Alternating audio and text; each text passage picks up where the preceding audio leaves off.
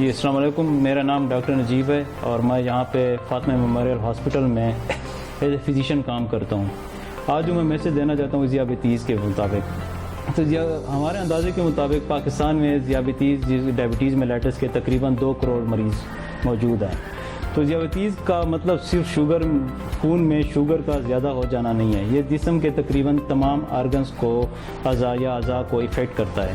اس میں ہمارے جس طرح خون کی رگوں میں خون کا بہاؤ سلو ہو جاتا ہے، اور یا پھر اس کے علاوہ نروز کا افیکٹ ہو جاتا ہے جس کی وجہ سے خون پاؤں کا سن ہو جانا، یا پھر وہاں پہ خون کی کمی کی وجہ سے زخم کا ٹھیک نہ ہونا، گینگرین بن جانا، اور بعض اوقات پاؤں کی سرجری بھی کرنی پڑتی ہے۔ اس کے علاوہ گردوں کا فیل ہو جانا، اور جس میں سے اکثر مریض ڈائلیسس پہ چلے جاتے ہیں۔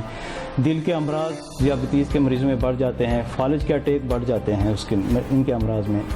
تو ذیابیطیز کے لیے اس کا طریقہ یہی ہے کہ یہ بیماری، اس کا ایک ہی طریقہ ہے کہ آپ خون میں شوگر کا لیول کنٹرول رکھیں، جس کے مختلف طریقے ہیں۔ سب سے پہلے 3 طریقے ہوتے ہیں، جس میں خوراک ہے، ایکسرسائز، ورزش جس کو ہم کہتے ہیں، اس کے بعد دوائیوں کا افیکٹ آنا شروع ہو جاتا ہے۔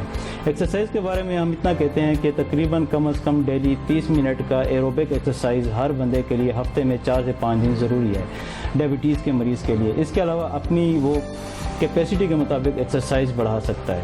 اس کے بعد خوراک کی ایکٹیویٹی آتی ہے۔ خوراک کے ڈیفرنٹ سینٹرز میں خوراک کے چارٹس بھی اویلیبل ہوتے ہیں، اور مریض کو جب وہ وزٹ کرتے ہیں کسی بھی ڈاکٹر کے پاس تو اس کو خوراک کے بارے میں بتا دیا جاتا ہے۔ اس کے بعد میڈیکیشنز آتی ہیں، جو اس کے علاوہ مریض کے لیے یہ ضروری ہے کہ وہ گھر پہ اپنے شوگر کا لیول چیک کرتے رہیں۔ جیسے شوگر کا لیول ان کنٹرول ہوتا ہے، وہ کسی بھی قریبی ڈاکٹر کے پاس جا سکتے ہیں، جو ان کو ایڈوائز دیں اس کے مطابق چلنا پڑتا ہے۔ اور دوائیوں کے مختلف طریقے ہیں، جس میں گولیاں بھی ہیں، انسولین کے انجیکشنز بھی ہیں۔ بعض اوقات ہمارے ہاں یہ بھی ہے کہ انسولین کے انجیکشن کے بعد ایک فوبیا ہے کہ لوگ انسولین کے انجیکشن نہیں لگوانا چاہتے، تو وہ اس میں ایسی کوئی بات نہیں ہے۔ ہم اس کی کاؤنسلنگ کر کے یا ان کو طریقے بتا کے انسولین کے انجیکشن پہ بھی ضرورت اگر پڑتی ہے تو ان کو ہم دے دیتے ہیں۔ اور اس کے علاوہ ہم جس طرح ڈفرینٹ سینٹرز ہیں، آپ کسی وقت کسی بھی ڈاکٹر کے پاس آپ رجوع کر سکتے ہیں۔ اس میں جو سب سے ضروری چیز ہے کہ خون میں شوگر کا لیول کنٹرول ہونا چاہیے۔ جو اگر آپ کے خون کا شوگر کا لیول کنٹرول ہے تو جو کمپلیکیشن ہم نے بتائی ہیں، گردوں کا، ہارٹ کا، یا فالج کے اٹیکس ہیں، یا پاؤں کے مسائل ہیں، تو وہ کسی حد تک نہیں بلکہ وہ ظاہر ہوتے بھی نہیں ہیں۔ جو عموماً اگر شوگر کا لیول کنٹرول نہ ہو تو وہ 8 سے 10 سال کے بعد وہ ظاہر ہونا شروع ہو جاتے ہیں۔ کل اپنے پاؤں کا خیال رکھنا بہت ضروری ہے۔ پاؤں کے خیال میں یہی ہوتا ہے کہ آپ تقریباً ڈیلی پاؤں کے چیک کریں، اس میں زخم چیک کرنا ہوتا ہے، شیشے کے سامنے پاؤں رکھ کے دیکھنا ہوتا ہے کہ اس میں پاؤں کے نچلے حصے میں کوئی زخم تو نہیں آ رہا۔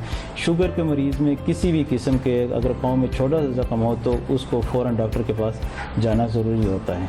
تو آخر میں یہی بات جو ٹیک ہوم میسج وہ یہی ہے کہ شوگر کا لیول خون میں کنٹرول ہونا چاہیے، جس کے جو طریقے بتائے گئے ہیں، جس طرح ورزش ہے، خوراک ہے، یا دوائیاں ہیں، اور اس کی مسلسل مانیٹرنگ، اگر آپ یہ لیول کنٹرول کر لیتے ہیں تو آپ میں شوگر کے مریض کی وجہ سے، شوگر کے مرض کی وجہ سے جو کمپلیکیشن آتی ہیں وہ ظاہر نہیں ہوں گی۔ اللہ آپ کو ہم نصیب۔